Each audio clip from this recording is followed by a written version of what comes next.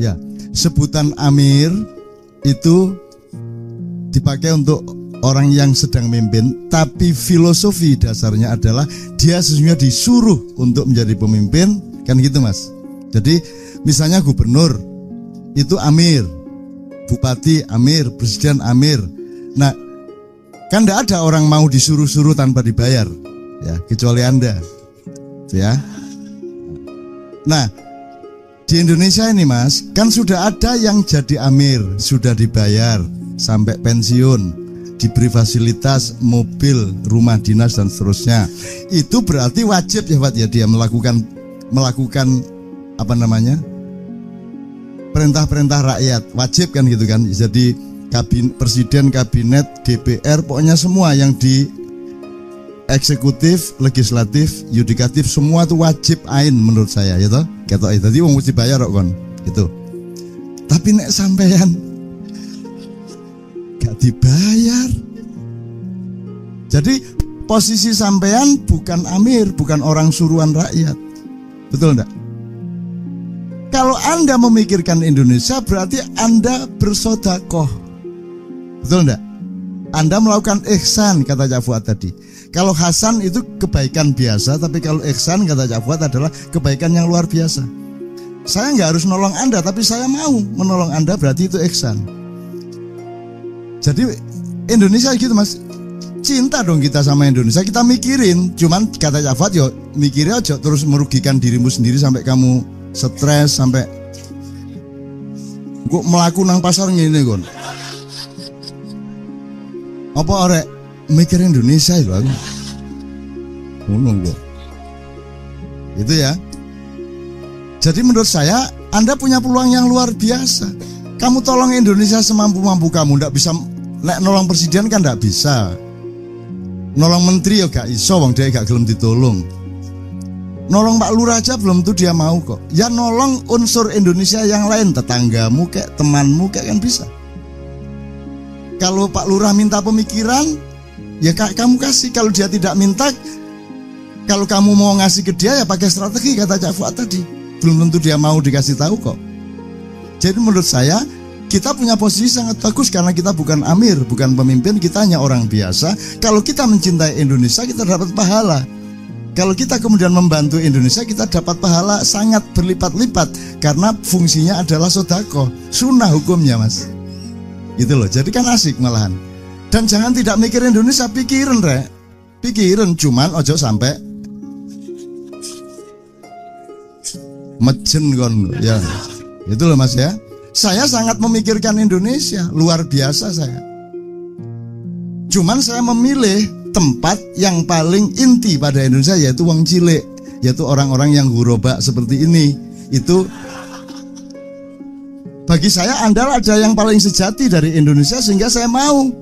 Ini sudah 16 tahun. 16 tahun. Yang di Jombang saya sama Cak Fuad 23 tahun. Setiap bulan. Dan tidak minta biaya pemerintah, tidak punya sponsor, tidak ngemis siapa-siapa. Kita tidak mau ganggu Indonesia. Indonesia punya masalah besar kok. Masa kita mau ganggu? Kiai Kanjeng mau ke Spanyol tempo hari mau dibiayai oleh salah satu kementerian. Kita tidak mau, bukan apa-apa, bukan kita sombong. Loh, rakyat masih punya banyak masalah. Masa uang segitu banyak dipakai untuk tiketnya Kiai Kanjeng? Udah. Gitu loh Mas. Jadi kita, mungkin Anda tidak bisa mengatasi masalah, saya tidak bisa mengatasi masalah, tapi paling tidak kita tidak nambahi masalah, tidak nambahi beban rakyat, kan begitu. Maka Kiai Kanjeng ini tidak berhenti terus, ada yang kerjasama, ada yang infak, ya. Jadi ada yang nyugui kopi, ada yang enggak. Nah, ini ada, ini pas ada ini. Nah yang infak, Kiai Kanjeng juga infak, betul-betul infak. Jadi mereka tidak berharap apa-apa. Gitu loh teman-teman sekalian. Oke, jadi menurut saya jelas ya posisinya Mas ya. Pikirin Indonesia. Kamu akan dicintai Allah karena kamu mencintai sesuatu yang kamu tidak berkewajiban, betul enggak? Kalau kamu presiden, kamu berkewajiban. Sedikit kamu tidak mikir Indonesia, sedikit kamu tidak. Kok kamu bisa makan enak? Orang di sana digusur habis berpuluh-puluh tahun, beratus-ratus tahun mereka hidup di sana, anak turun. Kemudian sekarang kehilangan tempat, kehilangan kerjaan. Terus kamu bisa makan enak sebagai presiden. itu kamu akan mendapat wabal dari Allah luar biasa besarnya. Kan begitu. Nah, itu kira-kira Mas. Mulane ojo dadi pemimpin. Kecuali Allah memerintahkan kamu. Kecuali rakyat sadar tentang apa itu pemimpin. Maka tadi Cafat sudah mengatakan, Anda mbok anu jangan disebab gubernur itu belum tentu pemimpin, dia petugas. Dia tenaga kerja. Betul enggak Mas? Presiden tuh TK 1, TKI 1, tenaga kerja Indonesia urutan 1. Yusuf Kala 2. Kan begitu. Nah, kalau Ahok gini, coba Anda sekarang gini, sekarang ngomong gini, supaya Anda tidak soal tafsir tadabbur ini jangan sampai kalau kita sekarang melakukan sosialisasi tadabbur jangan sampai menjadi pernyataan anti tafsir. Karena di dalam tadabbur kadang-kadang sangat diperlukan tafsir. Demikian juga tafsir tidak akan kaya kalau tanpa tadabbur, kan begitu. Jadi kedua-duanya harus bekerja sama, betul enggak? Kita enggak anti siapa-siapa, anti modok ini. Gitu ya. Oke.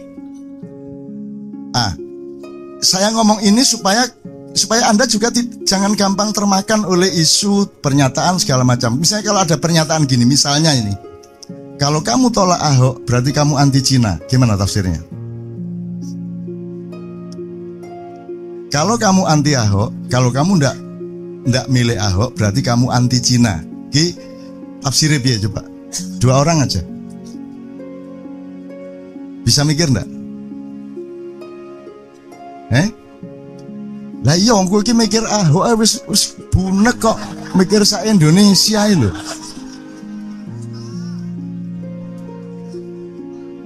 Kok kon ku mikir Ahok gak mikir awake dhewe ya dak niku.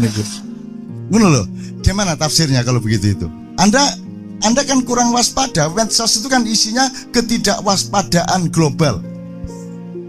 Sembarang dilek, jelek, tok nomene, kopas, kan gitu.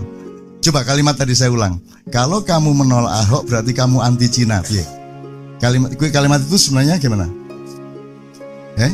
Harus menerima Ahok 1, berarti harus menerima Ahok supaya tidak anti Cina gitu kan. Oke, nomor 2. Ahok sama dengan Cina. Ahok sama dengan Cina menurut dia. Jauh nggak tafsir dia sama dia? Menurut dia berarti apa tadi? Harus menolak Ahok. Kalau dia kalimat itu adalah penegasan bahwa Ahok itu Cina. Betul enggak? Karena kalau kamu menolak Ahok, kamu anti Cina, berarti Ahok adalah kan begitu. Jadi kalimat itu bahaya banget. Makanya kamu kembali ke main resource. Kamu kembali ke sumber primer. Semakin banyak kita berkalimat-kalimat kalau tidak punya kewaspadaan, maka kita akan terjebak-jebak terus macam-macam. Dan Ahok itu bukan sesuatu yang sifatnya primer, bukan sesuatu yang sifatnya fokus, dia hanya peluru. Kamu harus tahu senapannya apa, kamu harus tahu siapa yang pegang senapan itu, kamu harus tahu siapa yang membayar pemegang senapan itu. Lala pokon meneng-meneng gitu loh, meneng-meneng mikir-mikir sing itu kan cuma output kesekian dari sumber yang beberapa langkah di belakangnya gitu loh.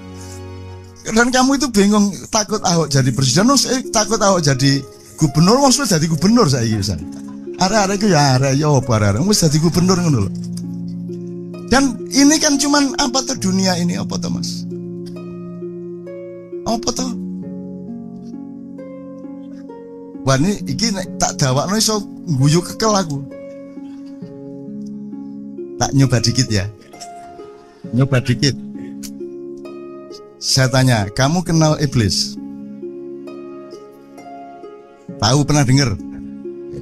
Cafat sepurone kita dapur ele-elean ya. Kamu kenal Dajjal?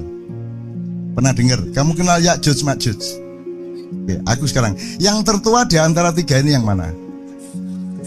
Iblis. Sekarang kalau kamu lihat riwayat-riwayat yang dituturkan oleh Allah dan dari kepustakaan Islam, Iblis sama malaikat Jibril duluan mana? Iblis, dia paling senior di antara para malaikat. Ya toh? Siapa yang lebih senior dari Iblis? Nur Muhammad. Muhammad ketika belum bertajalli atau mewujud menjadi Muhammad bin Abdullah melalui ibunya dan bapaknya. Tapi dia masih berupa gelombang dan cahaya, kan begitu kan? Oke. Nah, Ya'juj Ma'juj itu lahirnya kapan? Dajjal itu ya mesti ae kon gak ro. Wong kon jumlah rambutmu ro? Ro, piro jumlah rambutmu? Ro, persis. Jumlah daun di pohon itu persis dengan jumlah rambutnya. Gak percaya menek hitungan. Ngono Abu Nawas. Oke, tak terusin dikit. Ini saya ngomong soal usia tadi loh. Jadi selama 700 tahun itu 700 jadi gini. Nah, iblis sudah tahu ya. Sebelum ada Adam jauh. Itu ya. Kan Anda tahu Adam dibikin tapelnya itu fisiknya itu dari tanah liat. Nah, tanah liat ini yang paling mudah dicari di mana?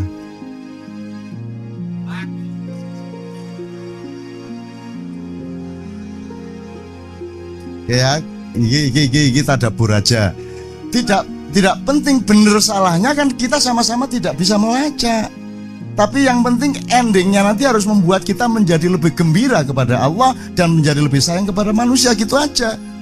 Nah, soal tafsir kon iso nafsiri. Semua tafsir ketika alif lam mim ya podo, hanya Allah yang ngono. Lewat jan ya ro nek ngono rek.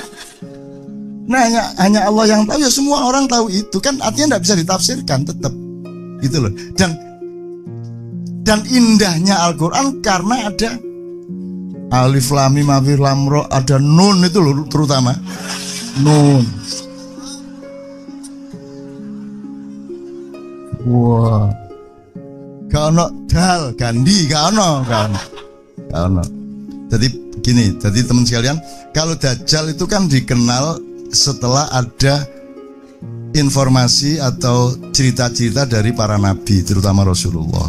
Meneh-meneh ono Dajjal ngene, ono Ya'juj Ma'juj ngene, di Quran juga ada Ya'juj Ma'juj dan seterusnya. Tapi pokoknya kalau dilihat dari eskalasi waktu berdasarkan kelahirannya dalam tanda petik, kan iblis, baru Dajjal, baru Ya'juj Ma'juj. Sekarang saya tadabbur aja. Dajjal sudah berlaku sejak 700 tahun yang lalu. Kemudian memuncak pada abad 17 dan sekarang sudah berlaku seluruh dunia. Dajjal itu satu cara pandang di mana Anda ditipu, di mana Anda akan menganggap yang surga itu sebenarnya neraka. Anda diiming-imingi sesuatu dan Anda tertarik padahal itu neraka. Dan itu sudah terjadi pada kebudayaan, pada filsafat, pada apa saja, betul enggak? Yang Anda cari-cari itu, Allah sendiri mengatakan, aku bikin tampak indah dunia itu bagi orang-orang yang kafir, kan gitu. Itu jadi no arek, gak usah tak terus-terusan apa, gue temannya tak kayak contoh-contoh terus. Jadi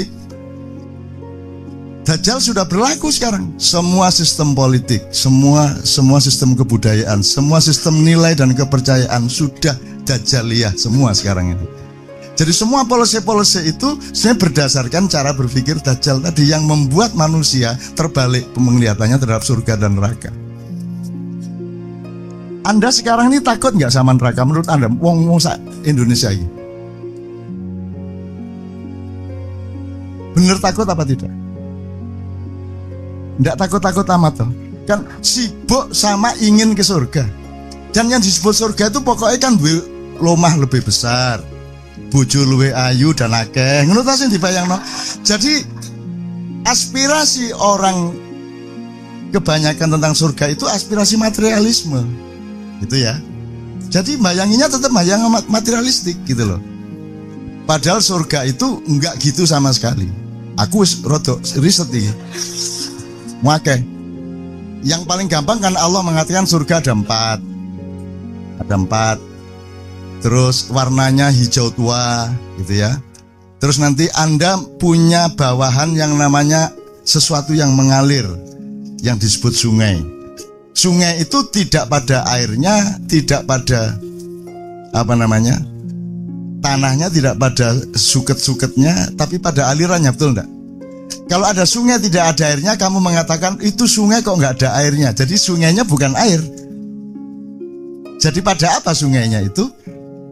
Pada sesuatu yang mengalir, sifat aliran itu. Dan kamu membawai min tahtihal anhar. Di bawahnya ada sungai yang mengalir. Jadi kamu di atasnya. Jadi kamu itu pemerintahnya sesuatu yang mengalir. Jadi kamu bisa mengalirkan sesuatu, kehendakmu, semua segala macam. Nanti kamu skenario sedemikian dan tercapai.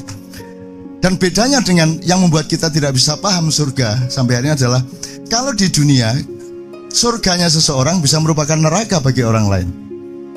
Ada kamu beli motor baru, itu neraka bagi tetanggamu, betul enggak? Betul enggak? Yang satu kawin mengawini cewek, neraka bagi laki-laki yang tidak mencapai cewek itu.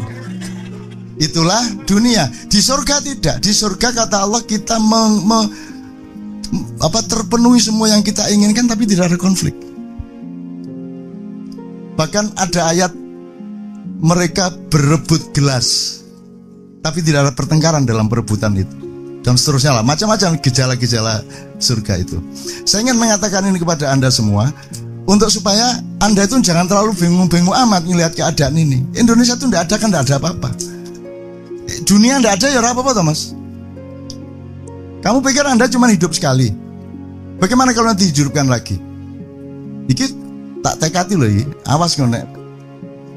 Ya Allah, semua jamaah KC tolong hidupkan lagi sesuai dengan ayatmu. Allah mengatakan, enggak, bukan itu. Kenapa kamu ingkar kepada Allah? Padahal dulunya kamu mati, gitu kan kalimatnya. Dulunya kamu mati. Kalau dulunya mati, sebelum mati hidup apa enggak? Berarti sekali ya. Dulunya kamu mati berarti kita tarik ke belakang, berarti sebelum mati tadi kan hidup, berarti satu kali hidup, satu kali mati. Padahal dulunya kamu mati, kemudian aku hidupkan lagi, berarti dua kali. Kemudian aku matikan lagi, dua kali hidup, dua kali mati. Kemudian aku hidupkan lagi di surga. Di ayat ini tok aja Anda hidup dua kali, baru di surga. Yang rokok lah nek kono. Tapi dengan catatan rokok yang saya bilang itu omongannya Dajjal, kan gitu. Jadi kalau omongan saya, Anda surga. Bahwa surga keberatan sama Anda butuh tanggung jawabku.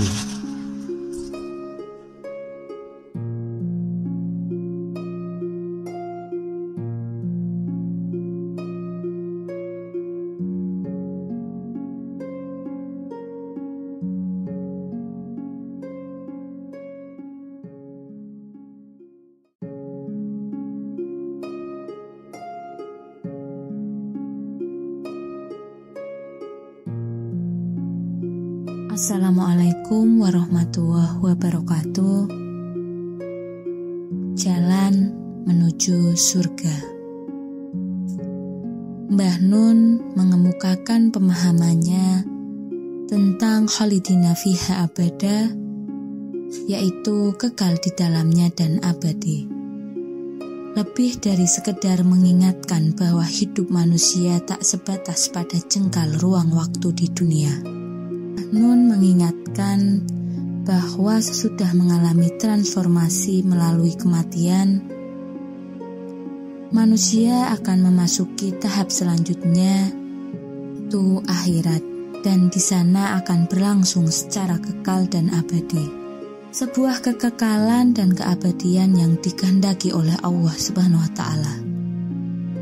Karena dikehendaki oleh Allah, maka keabadian itu akan mengenai siapapun dan tak seorang pun bisa bolos atau mangkir darinya. Itulah Mbah Nun sebut sebagai wajib abadi. Manusia wajib hidup abadi. Dalam kajian ilmiah, pembahasan mengenai kehidupan pasca kematian di dunia ini lazim disebut dengan ekskatologi, yaitu bagian dari teologi atau filsafat yang membahas kejadian nun jauh di masa depan atau peristiwa akhir yang bakal dialami manusia, termasuk hidup sesudah mati, kiamat, surga dan neraka. Berbarengan dengan Mbah Nun menguraikan tafsir dan pembahasan mengenai Khalidina Fiha Abada ini, dalam buku yang berjudul Life After Death atau Hidup Setelah Mati, studi mengenai hidup akhirat dalam agama dunia karya Farnas Maksumayan, seorang Iran yang mengajar di Universitas Texas Austin. Buku ini merupakan salah satu kajian eskatologis. Menariknya, kajian ini bersifat komparatif dengan menghadirkan secara ringkas konsep-konsep hidup sesudah mati atau akhirat menurut berbagai agama. Ada sejumlah perbedaan, tetapi juga terdapat beberapa kesamaan di antara agama-agama itu dalam memahami kehidupan akhirat. Di dalam ulasannya, dalam konsepsi Islam pada eskatologi pribadi, digambarkan apa dan bagaimana kehidupan di alam barzah yang dialami oleh setiap orang, dan apa yang dialaminya itu akan bergantung pada perbuatannya di dunia. Mereka juga akan menghadapi pertanyaan kubur oleh malaikat mungkar dan nangkir. Siapa yang di masa hidup di dunianya banyak melakukan amal kebaikan, dia akan menuai keadaan yang baik di alam kubur. Dan sebaliknya, penjelasan yang sama persis dengan yang sering kita terima sebagai bagian dari pendidikan keimanan sejak kecil. Kemudian pada eskatologi umum diuraikan beberapa tahap selanjutnya, yaitu kebangkitan menuju pengadilan atau penghakiman untuk semua manusia oleh Tuhan. Dan fase berikutnya adalah memasuki kehidupan surga dan neraka. Dalam hal ini, surga dan neraka dilukiskan sebagaimana Al-Quran mengungkapkannya dengan bahasa alam dunia berupa beragam kenikmatan, kenyamanan, dan kepuasan. Kenikmatan apapun akan diperoleh oleh para penghuni surga, demikian pula sebaliknya dengan neraka yang menakutkan. Para penghuninya mendapatkan aneka siksaan yang pedih dan mengerikan. Farnas menyitir dengan baik ayat-ayat Al-Quran yang berbicara tentang surga dan neraka. Dan khusus mengenai kenikmatan surga, kenikmatan dan keindahan yang paling puncak adalah tatkala penghuni surga dapat memandang wajahnya. Agak penasaran apakah ada pembahasan tentang Khalidina fi Abada di dalamnya? Ternyata tidak dibahas secara khusus Khalidina Fiha Abada ini, yang notabene merupakan sifat dari kehidupan di surga dan neraka yang merupakan kelanjutan dari garis perjalanan panjang kehidupan manusia. Mungkin karena kebutuhan buku ini sebatas menguraikan secara global saja. Dan bila dari kajian-kajian itu belum terdapat perhatian secara khusus dan mendalam mengenai Khalidina Fiha Abada, maka disinilah salah satu arti penting ma'iyahan dalam beberapa kesempatan terakhir ini, yakni Mbah Nun memperhatikan apa yang selama ini kurang diperhatikan untuk kemudian menjadi titik berat dalam memahami perjalanan manusia dan menjadi suatu falsafat yang baru yang sama sekali belum dirasakan. Selama ini perhatian kita mungkin lebih tertuju pada surga dan nerakanya, tapi bukan pada sifat Khalidina fi Abada, kekal dan keabadian yang melekat padanya. Dan ternyata bila fokus diarahkan pada kekalan dan keabadian, kita bisa memperoleh suatu konstruksi kesadaran baru yang barangkali diperlukan untuk mengurangi kebekuan dan kesempitan alam berpikir yang sengaja atau tak sengaja menimpa hidup manusia modern saat ini, baik karena beban materialisme maupun konsentrase kegolongan yang berlebihan dan sebab lainnya. Jika diingat-ingat kembali pemahaman yang dikedepankan Mbah Nun tentang ihwal khalidina fiha abada ini dapat dikatakan merupakan puncak dari penjelasan-penjelasan beliau tentang akhirat sebagai tujuan dan dunia sekedar tidak lupa saja. Dia bukan tempat membangun, tetapi di surga nanti membangunnya.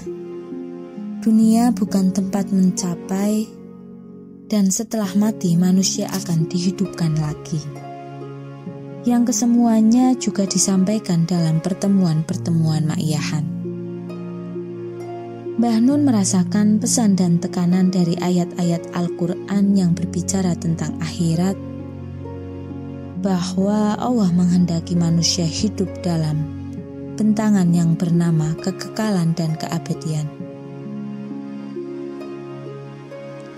Sebagaimana terkandung dalam kata khalidina fiha abada, dan hal itu perlu disadari betul, terlebih di tengah kecenderungan kita yang batas kesadaran waktunya sangat pendek.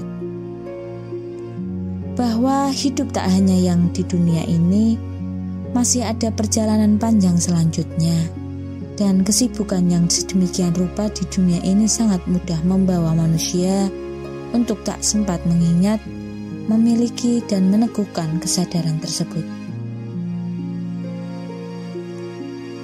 Mengajak jamaah dan masyarakat untuk nyetel hati dan pikiran serta sikap batin yang kompatibel dengan kesadaran, kekekalan dan keabadian. Apa-apa yang terjadi dan dialami ditimbang, dihayati dan disikapi dengan sudut pandang, kekekalan dan keabadian. Setiap laku dan tindakan yang dikerjakannya memasuki logika dan semesta keabadian. Proyeksi-proyeksi, cicilan dan cicipan rasa akan keabadian dan kekekalan itu pun sudah coba dicari miniatur atau contoh wujudnya dalam kehidupan saat ini. Dengan titik berat, tekanan dan penajaman penghayatan pada khalidina fi abada, jika benar kajian-kajian ekskatologis selama ini belum menyentuh sebagai salah satu fokus pendalaman, maka Ma'iyahan menyumbangkan titik baru perhatian pada bidang atau kajian ekskatologis. Yang uniknya itu terdiskusikan atau terdiseminasikan di tengah-tengah masyarakat umum yang luas, bukan pada forum akademis, sehingga menghasilkan mozaik dan corak tersendiri. Dari forum-forum Ma'iyahan itu pula, titik tekan akan khalidina fiha abada ini juga sekaligus menambah kekayaan cara dan rute dalam mengingatkan kita semua akan kehidupan akhirat yang merupakan masa depan setiap manusia. Tujuan utama umat Ma'iyah maupun umat Islam seluruhnya adalah masuk surga. Surga itu al-jannah, artinya kebun. Kalau di kebun orang tinggal memetik buah, kalau di hutan orang perlu beberapa tahap. Memilah, memilih, memanjat, dan memetik.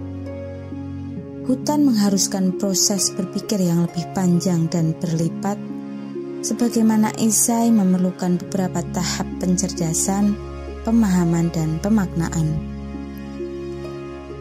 Apalagi di Ma'iyah sering saya katakan bahwa yang saya sebarkan bukan buah, melainkan benih. Lebih menyusahkan lagi pekerjaan ilmu umat Ma'iyah. Padahal agama Islam diinstal oleh Allah dengan konsep dasar untuk memudahkan manusia. Pokoknya tidak usah meneliti Allah, siapa namanya, apa saja potensi dan peranannya, siapa saja namanya, dan seterusnya. Allah langsung menginformasikan tentang dirinya, sehingga manusia tinggal memilih menerima atau menolak. Juga tentang akhirat, malaikat jin atau makhluk-makhluk Allah lainnya yang tidak mungkin dijangkau oleh akal dan ilmu manusia. Manusia tidak perlu ilmu dan perdebatan untuk menentukan bagaimana bentuk pengabdian kepada Allah. Sudah dimudahkan oleh Allah. Pokoknya sholat, puasa, zakat, haji, berbuat baik, tidak mencuri, tidak menyakiti, atau membunuh sesama manusia. Allah bahkan memberi detail sampai ke beda fungsi antara tangan kanan dengan tangan kiri. Gerakan peradaban ma'iyah perlu memulai suatu langkah yang lebih buah, bukan sekedar benih. Yang lebih kebun dan taman, tidak hutan rimba terus. Ma'iyah berpotensi secara nilai memimpin pergerakan menuju masa depan. Tak hanya skala Indonesia, tapi dunia. Ada yang mengatakan kepada saya, suatu pendekatan menyimpulkan bahwa umat manusia di bumi ini belum lulus-lulus juga sebagai manusia di hadapan penciptaannya. Meskipun jumlah penduduknya sudah hampir 8 miliar dibanding People Society, di tempat lain yang sudah lulus dan selesai ketika penduduknya hanya 6 juta. Kalau begitu, manusia di bumi terus rusak, supaya kiamat tertunda terus. Sekali lagi, umat ma'iyah perlu bersegera mengkebunkan dan mentamankan dirinya. Hidup ini bertujuan surga, membangun jannah, membangun surga. Sehingga perlu belajar mensurga. Mari kita mengaspirasi tata hidup dan sistem nilai surga. Surga adalah tempat kembali yang sangat indah. Keindahan surga tidak dapat dibayangkan oleh hati manusia. Kenikmatan dan kebahagiaan di surga bersifat selama-lamanya. Khalidina fiha abada, kekekalan dan keabadian. Meski tidak dapat dibayangkan oleh hati manusia, karena terlampau sangat indah, namun kenikmatan di surga telah digambarkan oleh Allah di dalam Al-Quran dan Rasulullah SAW dalam hadis sahih. Dalam surat Az-Zukhruf ayat 71 berisi tentang kepada mereka penduduk surga diedarkan piring-piring dan gelas-gelas dari emas. Dan di dalam surga itu terdapat apa yang diingini oleh hati dan segala yang sedap. Dan kamu kekal di dalamnya. Buah-buahan dari pohon surga lebih halus dari susu dan lebih manis dari madu. Sungainya mengalir di dalamnya susu, arak surga yang tidak memabukkan dan madu. Bangunannya bertingkat dan banyak sungai mengalir. Tingginya setinggi bahkan lebih tinggi dari bintang di langit. Pakaian penduduk surga dari sutra dan emas. Dan Allah SWT berfirman, adapun orang yang berbahagia, maka tempatnya di dalam surga. Mereka kekal di dalamnya selama ada langit dan bumi, kecuali jika Tuhanmu menghendaki, sebagai karunia yang tak putus. Surat Hud ayat 108. Untuk itu kita telah memiliki modal iman untuk membeli surga. Iman ini sangat mahal harganya. Iman ini tidak bisa diganti dengan emas sepenuh bumi. Seperti firman Allah dalam surat Ali Imran 91, sesungguhnya orang-orang yang kafir dan mati dalam kekafirannya, maka tidaklah akan diterima dari satu orang dari mereka emas sepenuh bumi. Walaupun dia menebus diri dengan emas sebanyak itu, bagi mereka siksa yang pedih dan mereka tidak akan memperoleh penolong. Sekian, wassalamualaikum warahmatullahi wabarakatuh.